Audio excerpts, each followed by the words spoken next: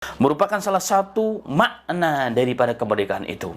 Yakni adalah apa? Jika manusia telah keluar dalam dirinya penyembahan selain Allah, keluar dari cengkraman hawa nafsu dan syaitan dalam dirinya, pengaruh dari manapun, yang ditakuti hanya Allah, yang disembah hanya Allah, yang didahulukan adalah Allah dan kehidupan akhirat. Dia mengeluarkan dirinya daripada kedoliman yang ada di muka bumi, termasuk kedoliman agama-agama lain, kepada keadilan Islam. Itulah hakikat daripada kemerdekaan.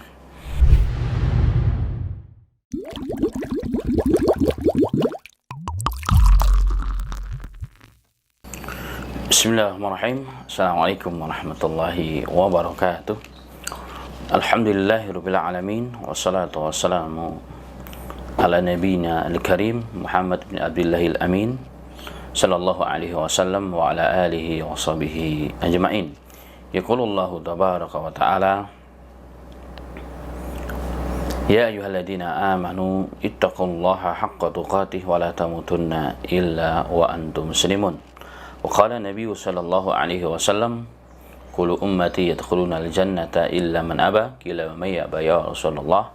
Qala man ata'ani dakhala al-jannah wa man asani faqad aba, atau kama qala sallallahu alaihi wasallam. Ma'asal muslimin wal muslimat, ikhwan dan akhwat pendengar radio Ismail yang dirahmati oleh Allah Subhanahu wa taala.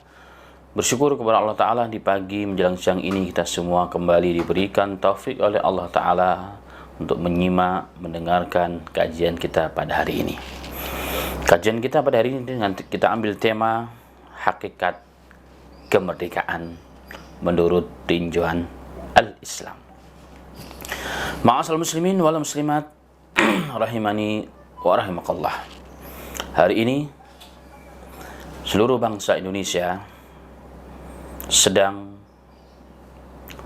merayakan, sedang bergembira atas datangnya tanggal, waktu di mana terjadi peristiwa yang sangat besar yang telah merubah arah kiblat Indonesia ini dari negara yang terjajah menjadi negara yang dikatakan sebagai negara yang merdeka, di mana pada tanggal 17 Agustus 1445 dipimpin oleh Presiden Indonesia, Proklamator Indonesia, Bung Karno dan Bung Hatta telah menyatakan atas kemerdekaan bangsa ini. Dan kemerdekaan ini kemudian juga diakui oleh bangsa-bangsa Arab, negara-negara yang mayoritas Islam, di antaranya Palestina, di antaranya Turki dan seterusnya. Dan kemerdekaan bangsa ini dari cengkraman penjajah barat, dari kezaliman yang dilakukan oleh penjajah barat terhadap bangsa kita Indonesia, tidak luput dari perjuangan, pengorbanan para alim ulama kita, para santri-santri kita di zaman dahulu. Muncullah nama-nama para pejuang-pejuang Islam yang notabene mereka adalah para alim ulama, para pemimpin umat, membawa semangat mereka, semangat yang dilandasi karena Allah Subhanahu wa taala. Maka semangat itu terus mengobar sehingga menyebar seantero Nusantara, yang kemudian hasil dari pengorbanan itu semuanya dari lintas suku, lintas pulau, bahkan lintas agama tentunya, bukan hanya orang Islam, tapi mayoritas orang Islam dan ulama. Indonesia kemudian dianggap merdeka oleh bangsa-bangsa di dunia. Yang jadi pertanyaan kita bersama adalah, benarkah bangsa ini telah merdeka? Bagaimana menurut pandangan Islam tentang hakikat kemerdekaan itu sendiri? Lalu bagaimana contoh Nabi kita Muhammad sallallahu alaihi wasallam ketika diberikan kemenangan, kemerdekaan dari musuh-musuhnya? Insyaallah pada waktu yang singkat ini kita coba ingin mengulas sedikit tentang dua poin tersebut yang merupakan poin yang bertepatan pada hari ini. Ma'asal muslimin wal muslimat rahimani wa rahimakallah. Kemerdekaan jika dilihat dari makna umum yang kita pahami adalah bangsa yang telah lepas dari cengkraman penjajah, dari cengkraman bangsa lain, sehingga bangsanya bisa mengatur arah kemana bangsa ini mau dibawa. Dan Indonesia alhamdulillah setelah diproklamasikan oleh proklamator kita, Presiden pertama Indonesia Insinyur Soekarno dan Muhammad Hatta, Indonesia terkategori sebagai bangsa yang telah merdeka, dan itu menjadi cita-cita para pendiri bangsa ini. Dan kemerdekaan itu menurut Islam adalah hak setiap manusia. Lalu apakah hakikat kemerdekaan itu? Kalau menurut Islam, kemerdekaan bukan hanya lepas dari kedoliman bangsa lain terhadap bangsa ini. Bukan hanya kemerdekaan secara lahiriah, kita menang dalam pertempuran, lepas dari pengaruh dan aturan bangsa lain, tapi lebih daripada itu. Karena itulah ulama mengatakan substansi kemerdekaan itu adalah kaunul insani abdan lillahi khalqan wa syu'uran wa khuluqan. Keberadaan manusia sebagai hamba yang baik dari sudut penciptaan, syu'uran, perasaan, ataupun khuluqan. Itulah kemerdekaan yang sebenarnya menurut Islam. Maksudnya, jika manusia sudah betul-betul dari ujung rambut sampai ujung kaki, setiap lafaz yang keluar dari mulutnya, setiap perilakunya, rasanya, akhlaknya, cita-citanya, fikirannya dan hatinya hanya menyembah Allah. Hanya Allah saja yang ditakuti. Yang lainnya tidak ada yang ditakuti. Lepas daripada cengkraman-cengkraman salin-salin Allah. Itulah hakikat dari kemerdekaan itu sendiri. Dan itulah ma'asal muslimin rahimani wa rahimakallah. Seluruh para nabi dan rasul diutus oleh Allah Subhanahu wa taala adalah untuk mengeluarkan manusia dari penghambaan kepada selain Allah, mengeluarkan manusia jadi budak-budak selain Allah.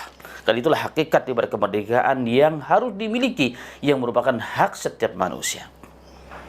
Sehingga dalam Al-Quran surat An-Nahl ayat 36 Allah Ta'ala berfirman sebagai gambaran bahwa tujuan Islam diutus oleh Allah, baik Islam yang dibawa oleh Nabi kita Muhammad atau Islam yang dibawa oleh nabi-nabi sebelumnya, seluruh nabi-nabi yang pernah diutus oleh Allah Subhanahu wa taala, tujuannya adalah satu, untuk menyampaikan pesan yang abadi, pesan yang universal sepanjang dunia ini masih ada, yaitu apa? Mengeluarkan manusia dari cengkraman, dari penjajahan selain Allah, yakni taghut. Allah Ta'ala berfirman, walaqad ba'atsna fi kulli ummatin rasula an ibudullaha wajtanibu taghut. Sesungguhnya kami telah mengutus, kami telah mengirim seorang rasul pada setiap umat. Untuk apa? Untuk menyerukan an ibudullaha, sembahlah oleh kalian Allah Ta'ala, wajtanibu taghut, dan jauhilah oleh kalian taghut itu, syaitan itu. Ma'asal muslimin rahimani wa rahimakallah. Dan itu pula lah yang dipahami oleh seorang Rib'i bin Amir Ats-Tsaqafi radhiyallahu anhu, seorang prajurit biasa sebenarnya, yang menjadi utusan yang tergabung dalam pasukan yang dipimpin Sa'ad bin Abi Waqqas di zaman Umar bin Khattab radhiyallahu anhu dalam perang Qadisiyah melawan Persia yang saat itu diwakili perundingan bilateral antara negara Islam dengan negara Persia. Diutuslah seorang prajurit biasa yang namanya hari ini begitu harum, yang ditulis dalam sejarah Islam dengan tinta emas. Untuk apa maksudnya? Agar kita mengambil hikmah, i'tibar dan pelajaran daripada kalimat beliau. Rib'i bin Amir adalah perwakilan utusan kaum muslimin atas keputusan Sa'ad bin Abi Waqqas. Sebelum terjadi pertempuran yang dahsyat dengan Persia, diutuslah seorang prajurit biasa. dengan pakaian yang sangat sederhana, memakai tongkat yang sudah tua, pedang pun sudah karatan, subhanallah. Tunggangannya pun kecil, ada riwayat keledai, ada riwayat kuda kecil, subhanallah. Datang sendirian tanpa dikawal, menyeberangi sebuah jembatan dan masuk ke wilayah istana kebesaran Rustum saat itu, di mana sengaja Rustum menghiasi istananya dengan begitu mewah. Kanan kiri bunga-bunga yang berwarna-warni, jalannya dibentang dengan perwardani yang berwarna merah, subhanallah. Di samping kanan kiri Rustum singgasananya dibentangkan bantal-bantal yang ujungnya dibuat hiasan dari benang-benang emas dan sutra, dihiasi dengan permata-permata yang indah, dan dia Rustum duduk di atas singgasana yang begitu megah, memakai tas, memakai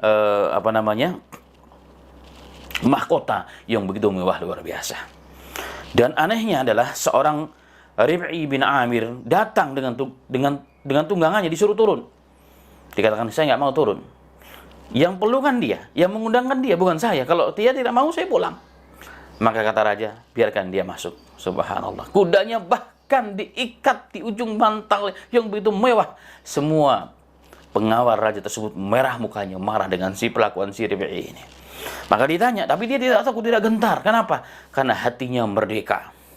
Hatinya bebas dari cengkeraman ketakutan kepada selain Allah Subhanahu wa ta'ala. Ketika ditanya, kenapa Anda datang? Dengan apa engkau datang?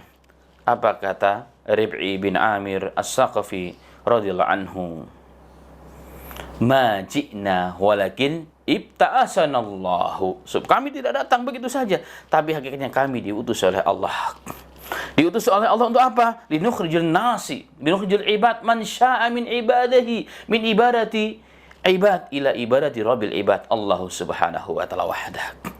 Kami diutus oleh Allah kemari untuk apa? Untuk mengeluarkan hamba-hamba Allah yang dikehendaki oleh Allah dari penyembahan sesama hamba, sesama makhluk, kepada penyembahan Allah Ta'ala yang Maha Kuasa, yang Maha Esa.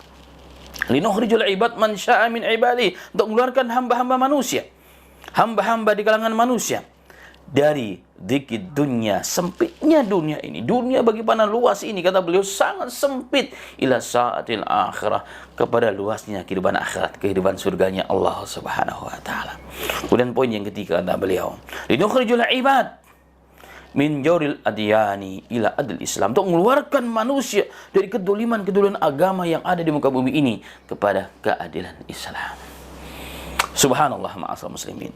Perkataan beliau bagian pada sejarah perkembangan Islam di zaman Umar bin Khattab radhiyallahu anhu, merupakan salah satu makna daripada kemerdekaan itu, yakni adalah apa? Jika manusia telah keluar dalam dirinya penyembahan selain Allah, keluar dari cengkraman hawa nafsu dan syaitan dalam dirinya, pengaruh dari manapun, yang ditakuti hanya Allah, yang disembah hanya Allah, yang didahulukan adalah Allah dan kehidupan akhirat. Dia mengeluarkan dirinya dari para kedoliman-kedoliman yang ada di muka bumi, termasuk kedoliman agama-agama lain, kepada keadilan Islam. Itulah hakikat daripada kemerdekaan. Karena itulah ma'asal muslimin rahimani wa rahimakallah, hari ini kita mengatakan Indonesia merdeka, merdeka, merdeka, merdeka. Tapi hati kita masih dipenuhi dengan ibadah selain Allah. Keyakinan kita masih kepada selain Allah. Akidah kita belum bersih. Tauhid kita masih tertampudi dengan kesyirikan, sehingga kita masih bekerja di tempat-tempat yang dilarang Allah, penuh dengan riba. Kita masih melakukan perkara-perkara yang itu adalah hawa nafsu, cengkraman hawa nafsu kita. Berarti hidup kita dijajah oleh hawa nafsu kita, ma'asal muslimin. Subhanallah. Seorang imam dalam Islam, beliau pernah mengatakan, Al-Imam Al-Allamah Ibnu Qayyim rahimahullah ta'ala, dalam kitabnya yang ma'ruf Jawabul Kafi, beliau pernah mengatakan, Anal asi daiman fi asri syaitanihi wa sidni syahwatihi wa quyudi hawahu wa huwa asirun masjunun muqayyidun wa la asira aswa'a halan min asiri asarahu a'dai aduwin lahu. Subhanallah. Wala sidna adya'u min sidni hawa wala kaida as'abu min kaidil syahwah wa kaifa yasiru ila Allah wa daril akhirah wa qalbu ma'surun masjunun muqayyidun wa kaifa yakhtu khutwatun wahidah. Beliau mengatakan rahimahullah ta'ala dalam kitabnya, sesungguhnya orang yang berbuat maksiat itu, dia daiman fi asri syaitanihi, dia ditawan oleh syaitannya sesungguhnya. Jadi orang berbuat maksiat itu, dia budak. Kenapa? Ditawan dia oleh syaitannya. Wasidni syahwatihi, dan penjara syahwatnya. Wa quyudi hawahu, dan belenggu hawa nafsunya. Wa huwa asirun masjun, maka orang tersebut dia adalah orang yang ditawan dan dia dipenjara. Subhanallah. Beliau kemudian mengatakan, wala asira aswa'a, wala asira aswa'a halan min asiri asarahu aduwan lahu. Tidak ada tawanan yang lebih jelek keadaannya, yang lebih buruk kondisinya dari tawanan yang ditawan oleh musuh terbesarnya. Tidak ada wala sidna adiyak min sidnil hawa, tidak ada penjara yang lebih sempit daripada penjara hawa nafsunya. Jika diri kita dah dipenjara oleh syahwat kita, dunia menjadi sempit. Walaupun kita tinggal di dalam rumah yang besar, bahkan istana yang begitu besar, 1000 meter persegi rumahnya sendiri, subhanallah, tapi hati kita dipenuhi oleh hawa nafsu, mengikuti hawa nafsu syahwat kita, sesungguhnya kita sedang berada dalam penjara yang sejelek-jelek penjara, tempat yang paling sempit di muka bumi ini. Wala kaida as'abu min kaidi syahwati, dan tidak ada belenggu yang paling buruk melebihi belenggu syahwat dan hawa nafsu kita. Subhanallah, bagaimana kita akan berjalan menuju Allah dan darul akhirat, kehidupan akhirat, dan hati kita masjunun ma'surun, hati kita terbelenggu dan dipenjara, dibelenggu dan dipenjara oleh hawa nafsu kita sendiri. Dan itulah ma'asal muslimin, itulah hakikat daripada kemerdekaan. Maka kemerdekaan yang zahir ini alhamdulillah kita syukuri. Tapi hakikat kemerdekaan yang diinginkan oleh Islam ada keluarnya setiap individu hamba-hamba Allah ini atau di kaum muslimin, seluruh bangsa ini daripada belenggu hawa nafsunya, belenggu syaitannya, belenggu pekerjaannya, belenggu kehidupan dunianya, bebas merdeka hatinya hanya kepada Allah yang dituju. Maka tidak ada lagi yang ditakuti. Hari ini kita masih dijajah oleh dunia kita. Kita katakan mati gua, mati aku dikeluarkan dari pekerjaan. Kenapa? Karena kondisi Covid. Kita tadi dipenjara oleh pekerjaan kita. Seakan-akan langkah kita terhenti, hidup kita, detak napas kita berhenti. Kapan? Ketika kita dikeluarkan daripada pekerjaan kita. Mati aku, kenapa mati? Karena tokoku nggak bisa dibuka lagi, sudah nggak ada pun modal. Kita terbelenggu oleh toko kita, ma'asal muslimin. Mati aku, kenapa? Aku dipecat dari pekerjaan, dari jabatanku. Berarti kita dibelenggu oleh pekerjaan dan jabatan kita. Wa na'udzubillahi min dzalika. Islam datang untuk mengeluarkan manusia ini dari perbudakan hawa nafsu, perbudakan pekerjaan, menjadi manusia yang merdeka. Itulah Nabi kita Muhammad sallallahu alaihi wasallam. Maka jangan kaget kalau kita membaca sirah nabawiyah. Ada seorang sahabat yang dibunuh oleh musuh, tapi dikatakan fustu birabbil Ka'bah. Aku sukses, aku beruntung, aku berjaya, aku merdeka. Kenapa? Dengan rahmat Tuhannya Ka'bah, ini Allah subhanahu wa ta'ala. Hatinya merdeka, bebas. Bahkan dia senang. Kenapa? Dibunuh kok senang. Aneh, bin ajaib. Kenapa? Hatinya terpaut dengan akhirat. Hatinya terpaut dengan surga. Hatinya menuju Allah subhanahu wa ta'ala. Inilah yang menjadi cita-cita bangsa ini, ma'asal muslimin. Maka pembukaan proklamasi adalah atas dan berkat rahmat Tuhan yang Maha Esa. Indonesia merdeka. Maka Indonesia akan kita sempurnakan makna kemerdekaan jika setiap individu bangsa ini bebas daripada belenggu-belenggu itu. Ma'asal muslimin rahimani wa rahimakallah. Al-Imam Ibnu Utsaimin rahimahullahu taala dalam syarah kitab Aqidah Wasatiyah, beliau pernah mengatakan makna dari kemerdekaan itu. Beliau mengatakan bahwa sifat manusia itu ketika dia beribadah kepada Allah subhanahu wa ta'ala, itulah kesempurnaan bagi seorang hamba kepada Allah. Manusia sempurna jika dia beribadah kepada Allah. Kemudian beliau mengatakan, li'annal ubudiyyata lillah iya hakikatul huriyah. Karena sesungguhnya beribadah menghambakan diri kepada Rabb kita yang menciptakan kita, Allah Ta'ala. Itulah hakikat huriyah, hakikat kemerdekaan. Kemudian beliau memberikan catatan penting, famallam yata'abbad lahu, maka barang siapa yang tidak menyembah Allah Ta'ala, tidak menghambakan dirinya kepada Allah, kana abidan li ghairihi, maka dia sesungguhnya adalah budak bagi yang lainnya. Karena itulah ma'asal muslimin wal muslimat, perjuangan memerdekakan bangsa ini dari pengaruh, dari cengkraman, dari belenggu bangsa lain bukanlah mudah. Ada semboyan hidup atau mati.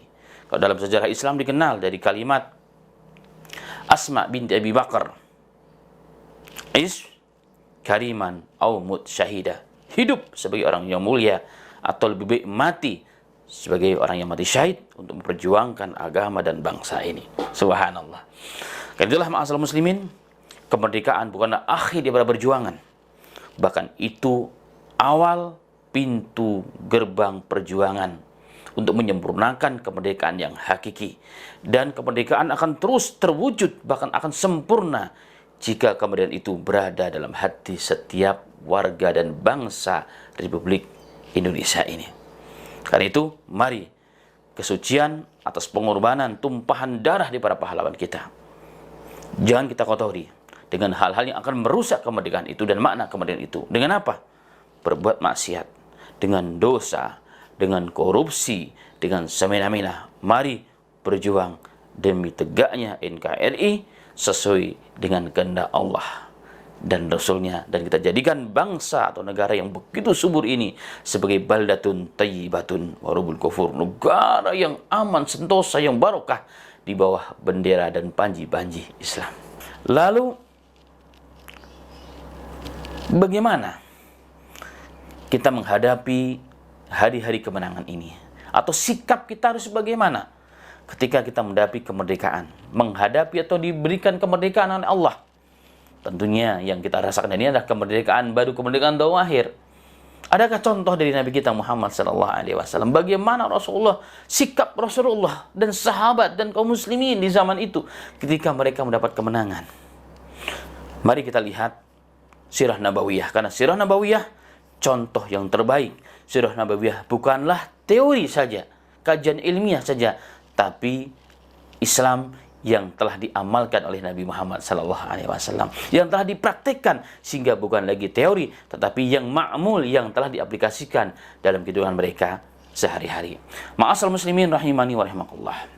Ada satu sejarah yang paling besar yang menjadikan sebab manusia berbondong-bondong masuk ke dalam agama Islam adalah ketika Fathul Mekah.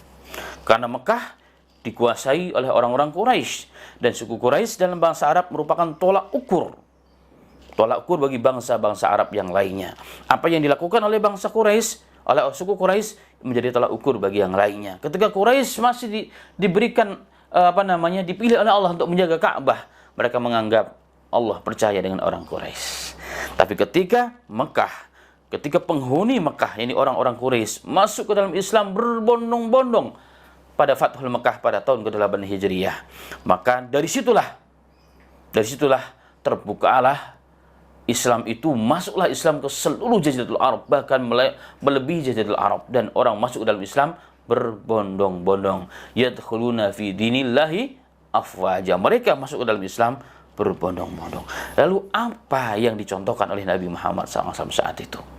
Bagaimana Rasulullah menghadapi kemerdekaan itu? Bagaimana Rasulullah menghadapi kemenangan yang begitu hebat, luar biasa, di mana dulu Nabi Muhammad dikeluarkan dengan secara hina, bahkan mau dibunuh oleh penduduknya, tapi kembali ke Mekah dengan 10.000 pasukan dengan perdamaian. Subhanallah. Apa yang dilakukan oleh Nabi Muhammad SAW? Yang pertama, ma'asal muslimin, secara ringkas, Nabi Muhammad SAW ketika masuk ke Mekah, ketika Allah telah menganugerahkan kemenangan pada 18 atau pada 20, ada yang mengatakan pada 17 Ramadan 8 Hijriah, Nabi Muhammad SAW masuk ke Mekah sambil membaca ayat Ar-Rum. Sambil membaca suratul Fath, ya, surat kemenangan, sebagaimana diriwayatkan oleh Imam Al-Bukhari. Jadi berarti Rasulullah SAW ketika mendapat kemenangan, beliau akan membaca ayat yang mengisyaratkan tentang hal tersebut. Karena ketika terjadi suatu peristiwa, kita baca ayat yang ada konteksnya dengan itu, maka lebih mengena dalam hati. Berarti mendapatkan kemenangan yang pertama dan utama adalah semakin banyak bertakarub dengan Allah. Dengan cara apa? Membaca ayat-ayat Allah sebagaimana yang dicontohkan oleh Nabi Muhammad SAW. Kemudian yang kedua, ma'asyiral muslimin rahimani wa rahimakallah. Nabi kita Muhammad SAW berada di Mekah kurang lebih 19 hari. Apa yang dilakukan? Yujaddidu ma'alimul Islam. Memperbaiki simbol-simbol Islam yang telah dirusak oleh orang kafir. Apa yang dilakukan pertama kali? Menghilangkan kesyirikan dari wilayah Ka'bah. Ka'bah yang dihuni 360 berhala oleh Nabi Muhammad SAW disingkirkan semuanya. Bahkan Nabi Muhammad SAW sambil memegang busur atau kayu kecil sambil menusuk berhala-berhala tersebut dan mengatakan, wa qul ja'al haqqu wa zahaqal batil innal batila kana zahuqa qul ja'al haqq wa ma yubdi'ul batil wa ma yu'id. Rasulullah mengatakan, Allah berfirman, katakanlah ja'al haqq, apabila datang kebenaran dan kebatilan itu telah lenyap. Karena sesungguhnya kebatilan tersebut sesuatu yang pasti akan lenyap. Qul ja'al haqq, katakanlah jika datang kebenaran wa ma yudiul batil, yang batil itu tidak akan pernah mulai lagi dan tidak akan pernah mengulangi lagi. Maka dari semenjak itu sampai hari ini, alhamdulillah, Ka'bah dijaga oleh Allah daripada kesyirikan. Maka apa yang diambil hikmah daripada perbuatan Nabi Muhammad SAW ini? Maka ketika kita mendapatkan kemenangan, bukan menghabiskan waktu kita untuk berjoget-joget di malam hari, berpoya-poya di malam hari. Waktu habis, harta habis, kehormatan mungkin habis, ya kan? Melakukan dosa dan maksiat, bukan itu yang dilakukan oleh Nabi Muhammad SAW. Justru yang pertama dan utama adalah apa? Membersihkan jiwa-jiwa mereka, dohir mereka daripada kesyirikan yang nampak, dan hati dibersihkan oleh dari kesyirikan diri sendiri. Dan itulah maka Nabi Muhammad SAW juga memperbanyak membaca pujian kepada Allah Subhanahu wa taala atas kemenangan yang Allah limpahkan kepadanya. Rasulullah mengatakan, la ilaha illallah wahdahu la syarikalah, sadaqa wa'dahu wa nasara abdahu wa hazamal ahzaba wahdah. La ilaha illallah wahdah, tidak ada Tuhan yang berhak disembah melainkan Allah Ta'ala yang Maha Esa. La syarikalahu, yang tidak ada syirik untuknya, untuk Allah Ta'ala.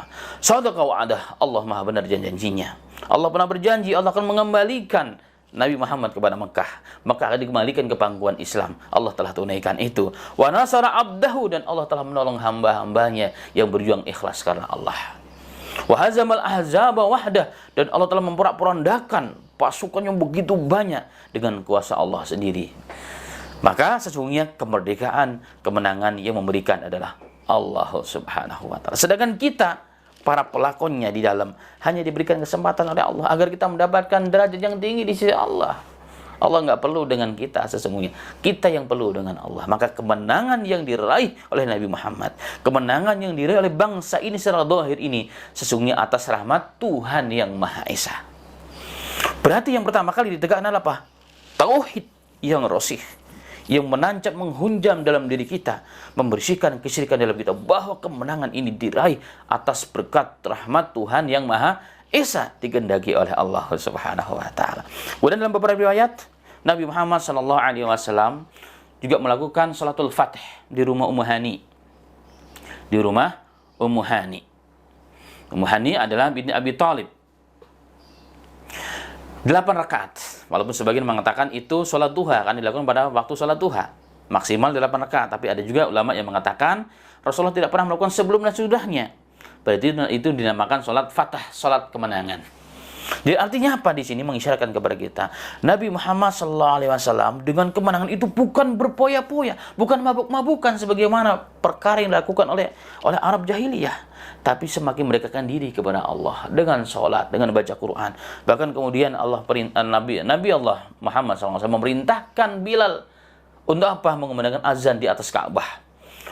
Ketika dikumandangkan azan untuk yang pertama kalinya, subhanallah, menggemparkan seantero Mekah. Masuk ke dalam lubuk hati-hati yang terdalam orang-orang Mekah. Mereka berbondong-bondong masuk ke Masjidil Haram. Kemudian mereka bersyahadat dan semua masuk Islam. Subhanallah. Ma'asyiral muslimin, kemenangan jika diraih, Islam harus ditegakkan.